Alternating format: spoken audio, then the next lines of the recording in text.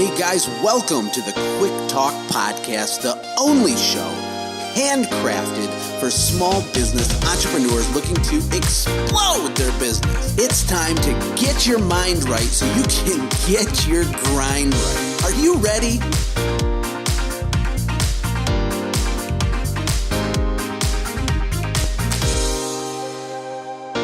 I'm thankful for what my parents did for me and the foundation they built for me to appreciate what I have, but also to put that hunger in me to never have to be broke like they were, to never have to make it paycheck to paycheck. There's $14 trillion out there in circulation right now. If you're broke, it's your own damn fault. Hey everybody, Josh here coming to you from beautiful Costa Rica. I got monkeys in my backyard. I say that so much, but it is a pretty cool thing. And I want to jump into the Quick Talk podcast today with a very special guest. His name is DJ Carroll. A lot of you may have heard of him. It just depends what space you're in, but let me tell you something about DJ. This guy is intense, okay? He lives his life at about 106 miles an hour. He's a serial entrepreneur. He got the bug. He can't get rid of it. He has 6 businesses, millions in revenue. In fact, his main flagship accomplishment so far was a landscaping and lawn care business that he started with next to nothing, like $300. And this thing now operates in 3 states doing millions in revenue. DJ, I'm super pumped to talk to you. I appreciate you taking the time. How are things in beautiful Kentucky today? Oh, it's beautiful, man. It's Kentucky, home of the bluegrass. So I appreciate the introduction there. I always kind of downplay Easy Pro just because I'm so jacked up to help people grow their sales and grow their own businesses. But that's I haven't done too bad for 27 and being a college dropout. So, but I'm like I always tell people, I'm just now getting started. So I can't wait to see what happens over the next 10 to 15 years before I retire. Well, at your age, you're definitely way on the crazy side of the bell curve as far as success. You have a lot going on at a young age. I know you were going to play college football. You had offers. You turned that down. How did you initially get, if we could just, to start out, before we dive into how you're helping coach people and you have all these tons of stuff I want to get into, but can we lay a little bit of a groundwork on how this happened? I mean, you're a elite high school athlete. You got some offers. You decided to mow grass instead. How in the world did you come? Yeah, so all the way, I'll give you a little bit of background. My dad worked for the city of Indianapolis for 32 years. I'm a transplant to Kentucky. I'm originally from Indianapolis, so I live out in the country now on 3/4 of an acre in a 3-story cabin. But it always wasn't like that. I lived in suburbia of Indianapolis, and like my dad says it, him and my mom worked long hours to maintain us hanging from the bottom rung of the middle class ladder. So it was one of those things to where growing up, I always knew what being humble was. But the problem is most people never look at the definition of humble. And the definition of humble is having less self-worth than your peers around you. So I always use that, people are like, oh, DJ, you need to be more humble. And the problem is it's not necessarily humble. So I'm thankful for what my parents did for me and the foundation they built for me to appreciate what I have, but also to put that hunger in me to never have to be broke like they were, to never have to make it paycheck to paycheck. There's $14 trillion out there in circulation right now. If you're broke, it's your own damn fault. So what happens is as I'm going through school, typical middle class family, right? Go to college, get a job, retire when you're 60, hope that you have enough money to make it until you die. But as I was going through school, my parents, they could never afford to just give me whatever thing I wanted. So I had to work, man. I lettered in 5 sports in high school, mostly because I was a smart athlete. So the coaches wanted me on the team to raise the cumulative GPA. And then also because I was in a small town. I mean, I moved from a high school of 1,600 kids to a high school of barely 400. So it was definitely a change in atmosphere. And as I went into my senior year of high school, and I've aced chemistry, I've aced chemistry 2, I've aced AP chemistry. Like I was on track to be a chemical engineer, right? Like gonna be that first person in my family to go to college and get a degree. Right. And then it all changed. It was my senior year. I had to have money, right? So I was working, and I enjoyed working.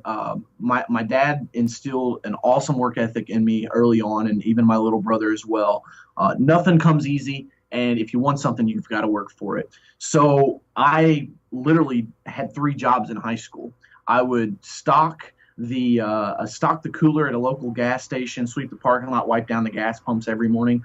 I would General Butler State Park. I would go up and bus tables throughout the week, and then on the weekends I would actually deliver pizzas because at first I was delivering pizzas every single night, but I was like, man, there's no money to be made through the week, so let me go bus tables because the restaurants are busy and everybody orders pizza on like Thursday, Friday, and Saturday nights. So that's when I'll deliver my pizzas. So after getting out of football practice, I would go to my jobs. Well, I was talking with some friends and stuff, and it kind of came up that I should start mowing grass, get a little side hustle going on. And I'll never forget the day I made my first sale mowing grass. I walked into a Dodge dealership. Now, I'm 17 years old. I'm a senior in high school. I'm driving, and this is in 2007. I'd taken $300, and I'd bought a Walmart push mower, a Walmart weed eater. Couldn't afford a blower, so I basically used a push broom to sweep off the sidewalks and the driveways. And I found a guy that had an '89 F-150, rusted out, and the dude let me make payments on it. I put $100 down, so $300. Boom, I'm in business, right? And I said, you know what? I'm not messing with houses. I'm going straight to the top. I walk in this Dodge dealership, and I asked for the sales manager. I walk in. I still remember his name. His name was Chris. I said, hey, I'd like to mow your grass for you. He goes, oh, we already got somebody. And I said, man, I'll do it for $25 a week. He just kind of looked at me. He goes, $25 a week? I said, yeah, man, I'm just trying to get started. I just need my foot in the door. And he goes, well, what kind of equipment are you using? I was like, I got a push mower. He goes, you're going to push mow this dealership? And I'm like, yeah, man, it's fine. Like, I got no problem with it. He was like, all right, man, I respect your hustle. Go ahead. So I remember, this is on a main highway here in town. Dude, I would get honked at. People would laugh, wave. I'm out here sweating my ass off push mowing this Dodge dealership. But I was loving every second of it, dude, because I was making my own way. I was building my company. And it just got in me. And like you said in the introduction, I kind of got bit by the bug. And it was one of those things where I was like, man, this is really cool. So I started getting more and more accounts, and I still have the journal to this day where I had my little schedule written down, and I always laugh because I go back and I look at the prices I was charging. I was like, what the hell was I thinking? But, it was one of those things where I go back and look at it. And this time came where I was getting close to graduating, and I had to decide, man, was I going to college or was I going to hang out in Podunk, Carrollton, and keep mowing grass, start growing my business?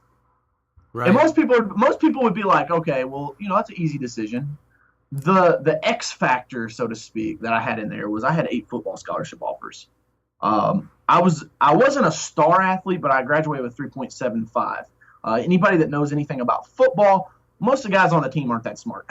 So all these colleges wanted me to come on board because they could give me academic scholarships to raise the cumulative GPA. And, Josh, I remember sitting around the kitchen table the night I made the decision. My mom's to my right. My dad's sitting across from me. And they say, what are you going to do? And I said, you guys have always told me to do what I love and what I'm passionate about and whatever makes me happy. And I know you guys want me to go to college, and it would be the first in the family. But I'm making more money mowing grass than I am in these other 3 part-time jobs combined. Because you see, I was still stocking coolers, working in the evenings, because as I actually was the first person ever in my high school to co-op for myself. So I was leaving half a day my senior year of high school to actually go work for myself. And I just kind of told him, I was like, I want to do this. I want to make a run for it. I'll take some classes at the community college, but I just don't think leaving and going to college makes sense right now. My parents didn't have money. I didn't want to burden them with that. I didn't want to take out a bunch of financial loans because, this was 2007. This is right when, things started kind of getting a little shaky with the financial industry.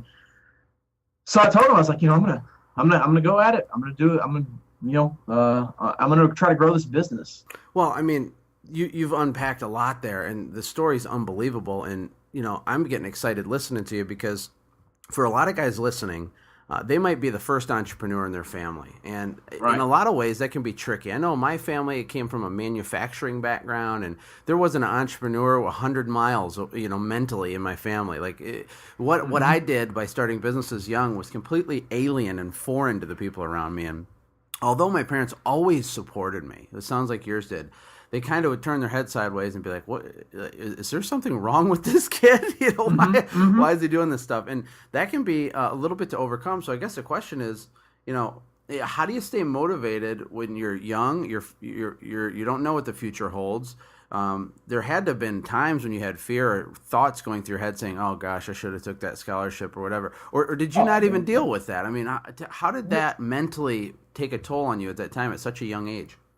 And when I very first started, when I made that decision that night, my mom looks at my dad. My dad kind of drops his fork on the plate. I'm like, oh man, here it comes. They're gonna blast me. And Dad goes, we always told you to do whatever makes you happy, and we'll be behind you 110%. So this is your decision. We're with you on it. And it was like this. Most people would have this sigh of relief, but him telling me that, it was like, man, did I just let my parents down? Which, is like the worst thing ever, right? Like, I mean, like that's the biggest thing you could do is like let your parents down. For sure. And, but even with them kind of giving me their blessing, it just didn't feel right. And so when you talk about second guessing, right? So that comes up. And then I go to school, and then because like now I'm all in. Like my parents are behind me. I got a few weeks of school left. I'm all in. I'm like bringing my mowers to school. Kids are picking at me. They're making fun of me because now I'm not wearing my button downs and looking nice. I'm wearing the Yard Smart Lawn Care and Landscaping uniform that I'm so proud of. The 4 shirts I got. I'm wearing those to school. And I remember the day I told my chemistry teacher, and she looked me in the eye and she goes, DJ, you'll never be successful. Really? I mean, this is the educator, right? Like, and I think she was so worked up because she saw how great I was at chemistry. Which also helped me way down the road when I started power washing with all the chemicals. But she saw how great I was, and it was like one of those things where I think that was kind of her way of determining me. But what happened was it lit a fire inside of me, dude, so bright. It's never been put out, and it will never be put out. When people would ask me, they're like, so what, you just going to mow grass for the rest of your life? I'm like, no, dude, I'm building a company. I'm going to build a business.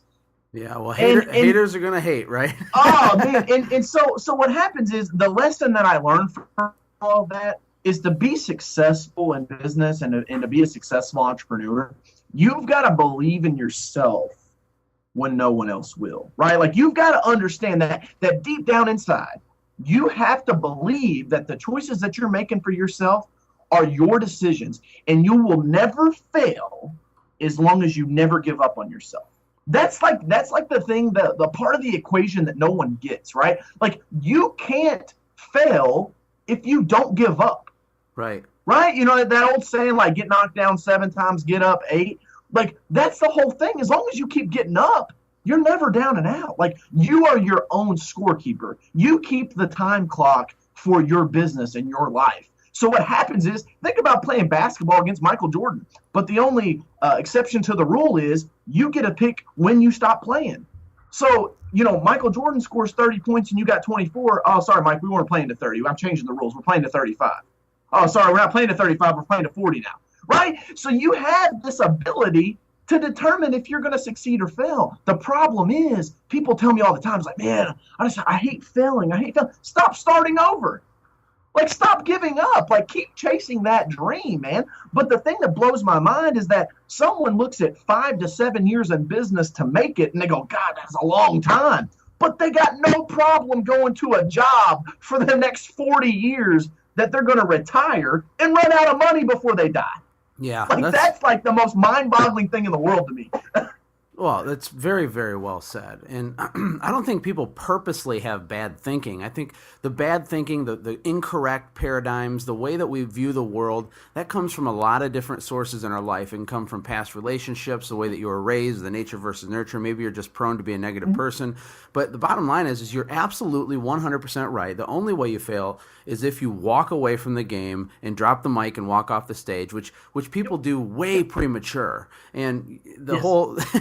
The thing is that people quit the band before they get the record deal, like right before. Right.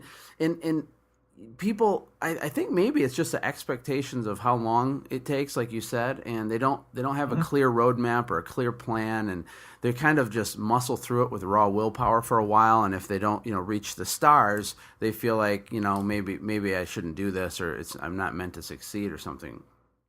Right. And, the problem is that I see this trend now of like solopreneurship and, follow your passion. The problem with that is you can be passionate about making buggy whips, and you might very well be the best buggy whip maker in the entire world. But let me tell you something. If there's no market to sell buggy whips, you're going to hate your life. So what happens is I always tell people you have to find a happy median of three things. Something you're passionate about, because that gets you through the struggles during the downturns. Something you're good at, because let's face it, if you want to be an artist, but you can't paint worth a damn, like, you're in trouble. And then you also have to find something that pays the bill, because like it or not, you can't pay your electric bill with Facebook likes and hugs, right? So you have to find something that's going to pay the bills. And for all the people who's like, oh, money's not everything. You're right. It's not everything. But I can do so much better in my life and for others people's lives when I have money. Prime example. I pull into my office yesterday. There's a guy out in our dumpster digging for pop cans. What's a pop can bring you? Like a half a cent, right? The dude's out there. He's got like 3 pop cans laying on the ground. Because I'm at somewhat of a financially stable place in my life, I look through my wallet. I look through my pocket. I don't carry very much cash on me anymore, but I had like $10 bill in my pocket. I pull it out and I walk over to the guy. I'm like, hey man, here's $10. Don't dig through my garbage, man. Have some pride in yourself. I appreciate your hustle. Come see me once a month. I'll give you $10 and you don't have to dig through our trash. Like, what kind of impact did I just give that guy on $10, right? But Josh, you and I both know people right now. To give $10 away would break them, right? Like, they'd be in trouble until their next paycheck comes up. Yeah. So I that's what I always argue with. And people get it twisted. It's like, you want to make money so you can have the big houses and the Lambos and the Ferraris and fly on the jets and go on the vacations and do all this cool stuff. The real entrepreneurs, like the real people that do it for the right reasons, they want to do it because they want to help people. They want to change lives. They want to change their community. They want to donate back to their church. They want to influence other people and help other people have a better life. Absolutely. And that's what my long-term goal is. Absolutely. Me too. And one of the reasons I like talking about business automation so much and systems and how to build something that's scalable. And here's one I don't hear talked about a lot that I focus on is how to make your business sellable, is because we want to leave a legacy for our family. And if there is a major difference between being self-employed and being a business owner, a lot of the people listening to this, they're grasping at something. They're not going to listen to this for no reason. They want value. They want to figure this thing out. So if we could, I want to transition into some actionable tips on how to lay a good foundation. You have a pretty solid specialization in sales specifically, commercial sales, whatever. I know we've talked before. You target some huge accounts. Maybe we could talk a little bit about two things. One, how do people out there do a better job of selling?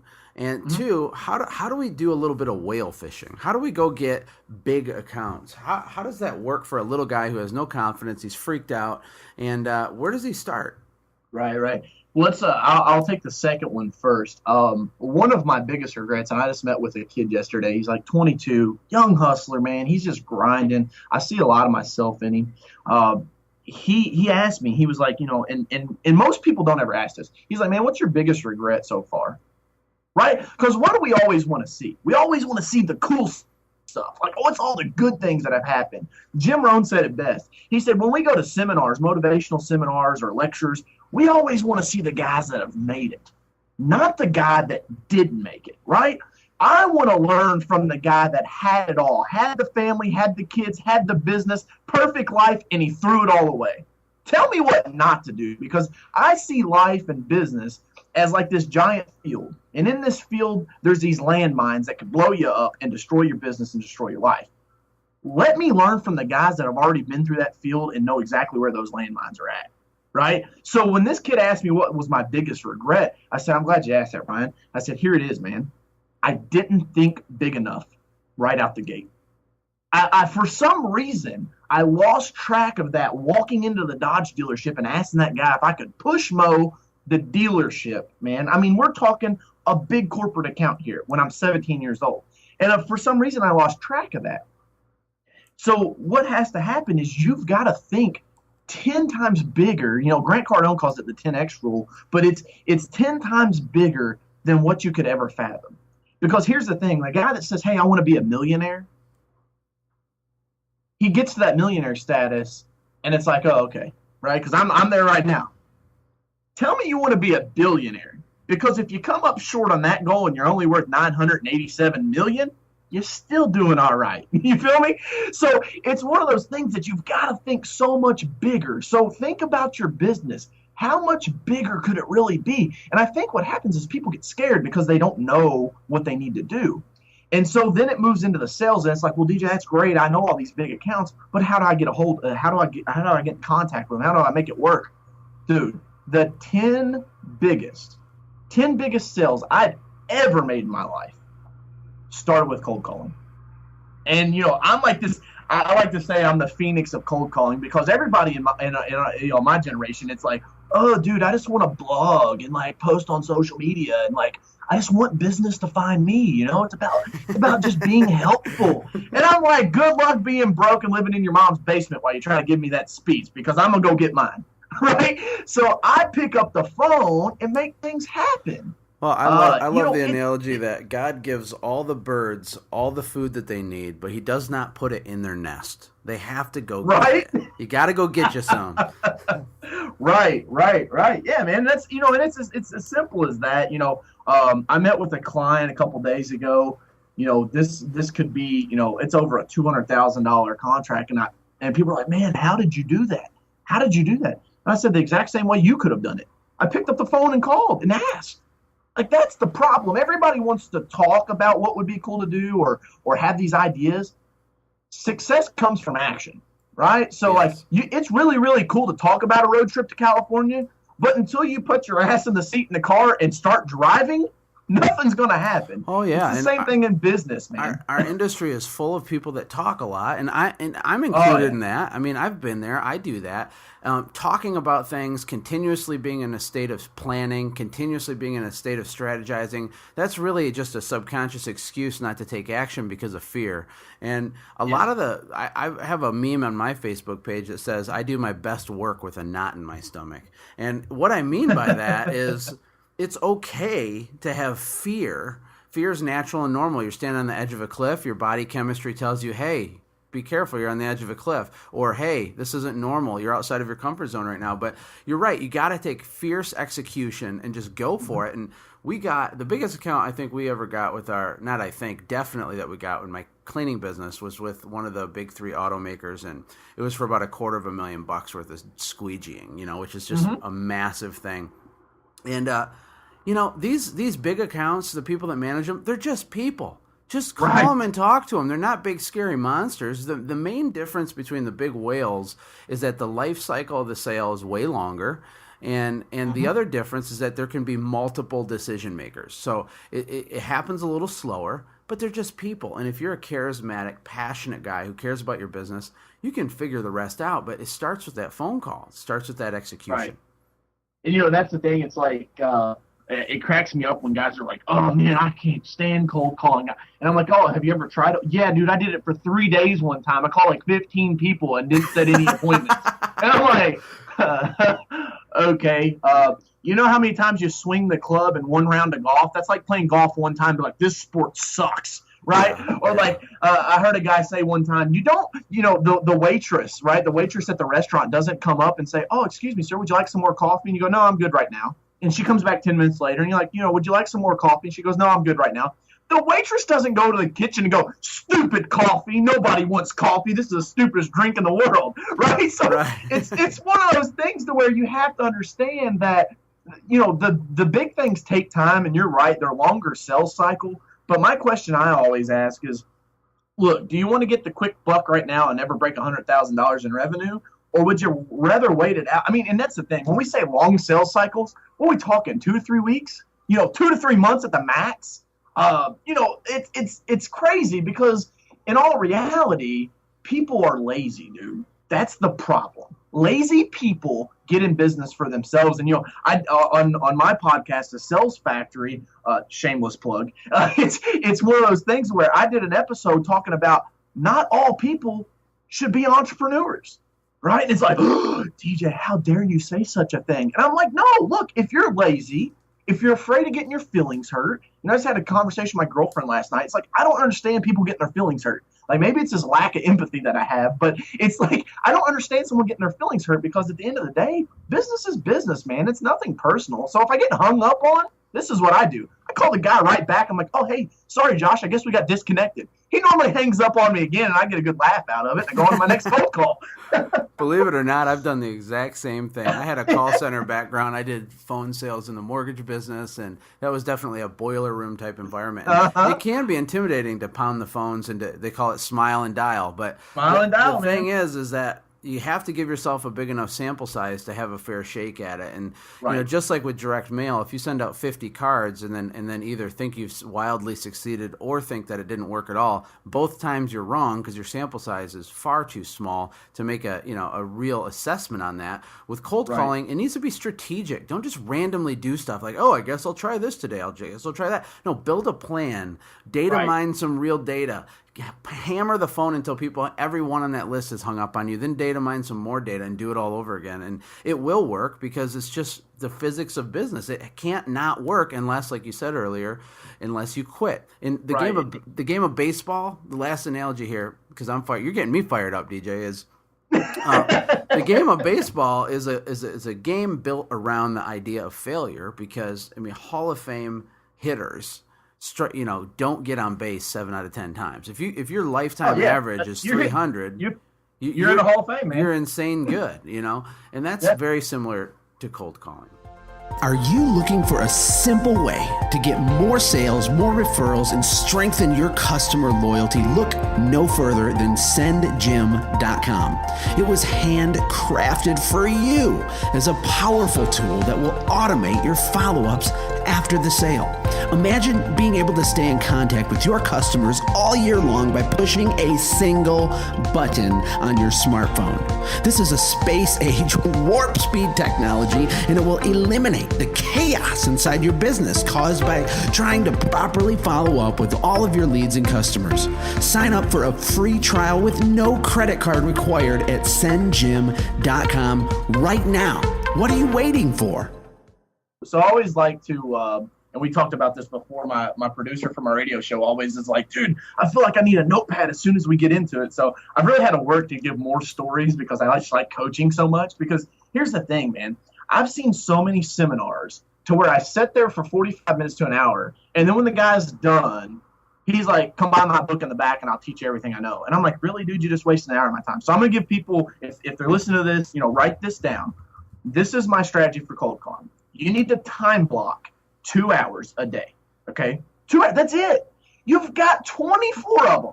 Give me 2, okay, to grow your business. And if you do this, I promise, in 6 months, your business will just be astronomical. If you don't believe me, go to my Facebook page. Just go to Facebook, #Coach Carroll. You'll find it.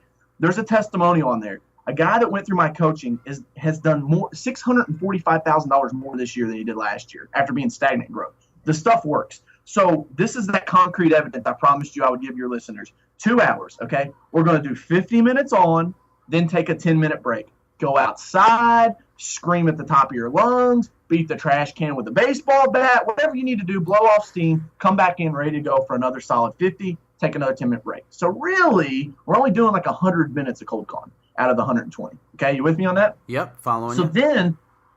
So then what we need to do is in that 50-minute time slot, you should be able to make 18 to 20 dials, right?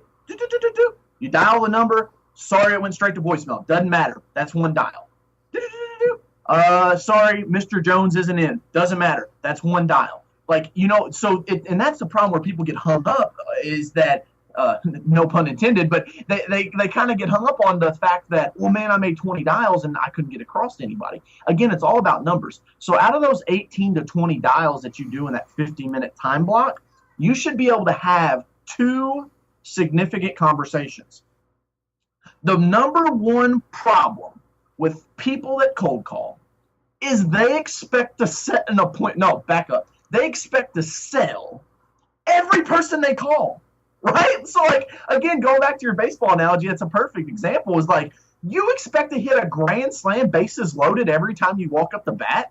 Sorry, buddy, it doesn't happen. And it doesn't matter if you're Babe Ruth, it still doesn't happen. That's right. So you have to understand that, those are the basic numbers. Look, if you're new at this and you have fear in your voice and you're trembling and you don't really know what you're doing, you've got to understand that your numbers are probably going to be a little bit lower than that.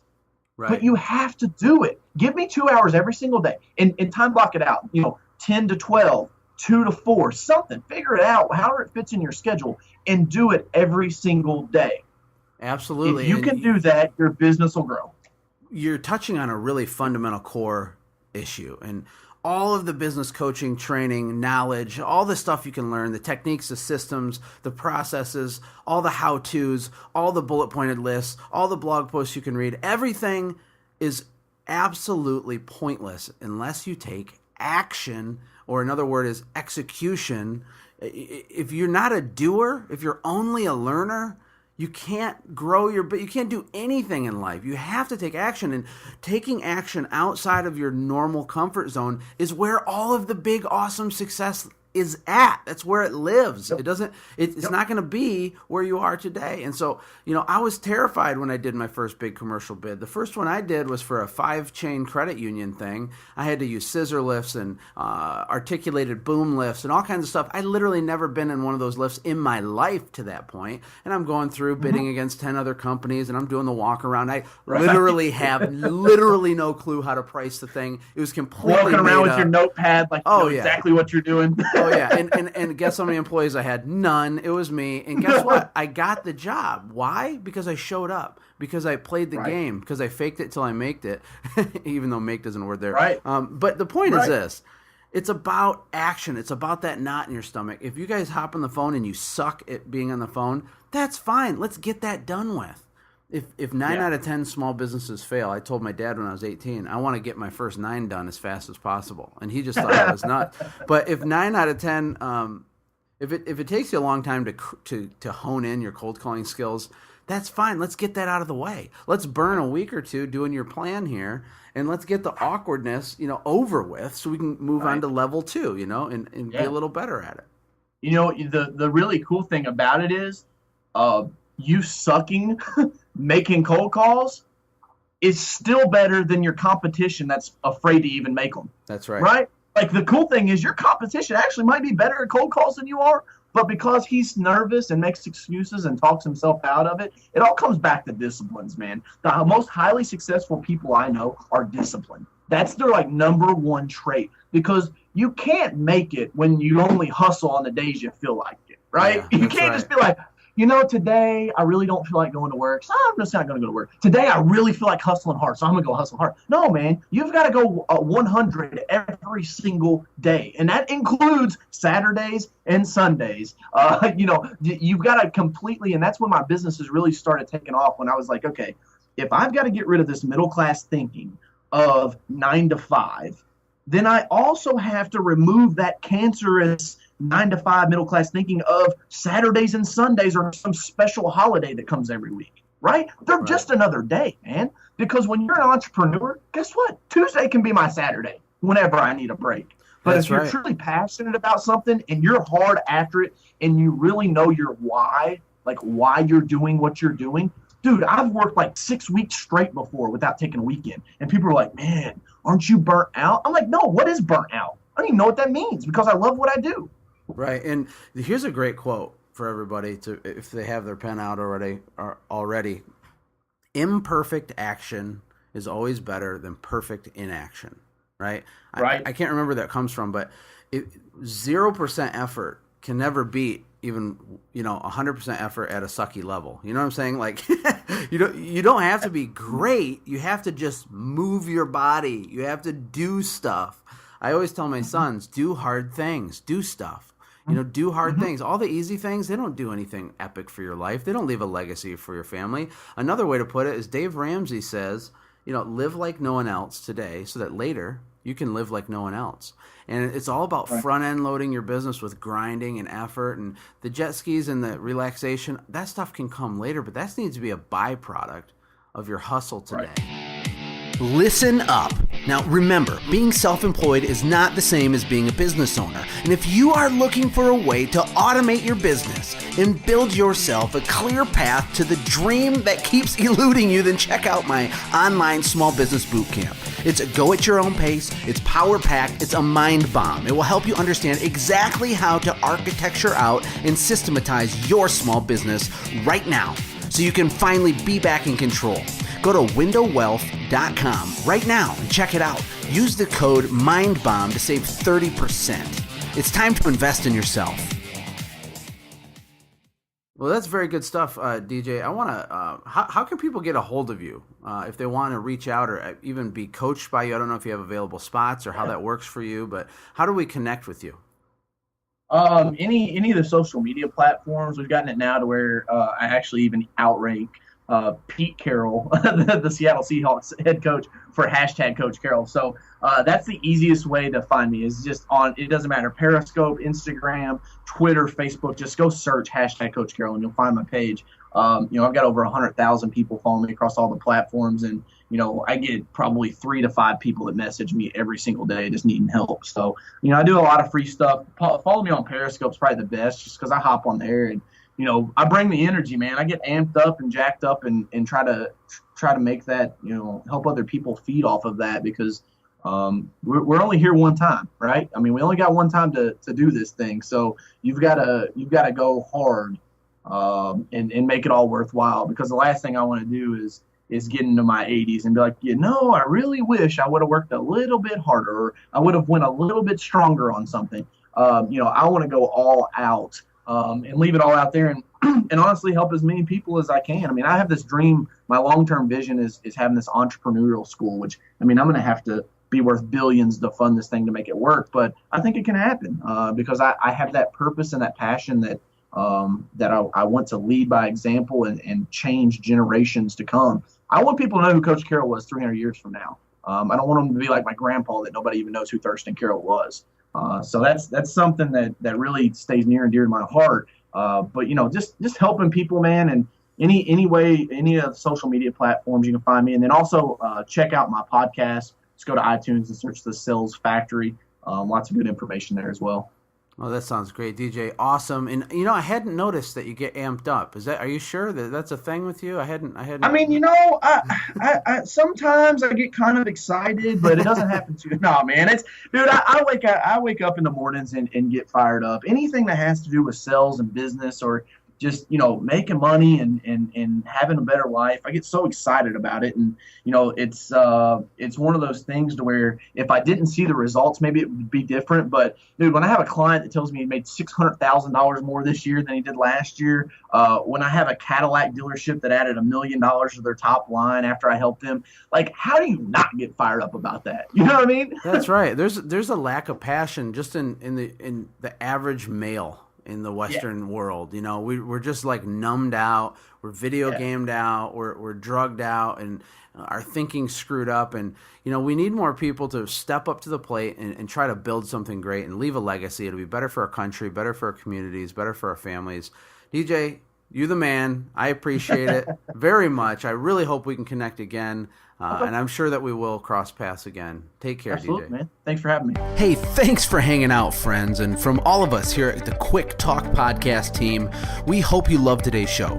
We hope that you were inspired to become a doer and not just a listener. Apply what you've heard today in your own business and watch things change for the better. Lastly, remember that all the money in the world can't save your soul. Seek first the kingdom of God, my friends. We'll see you next time. For more information about the Quick Talk Podcast or Joshua's other businesses, visit our website, quicktalkpodcast.com. Have a blessed day.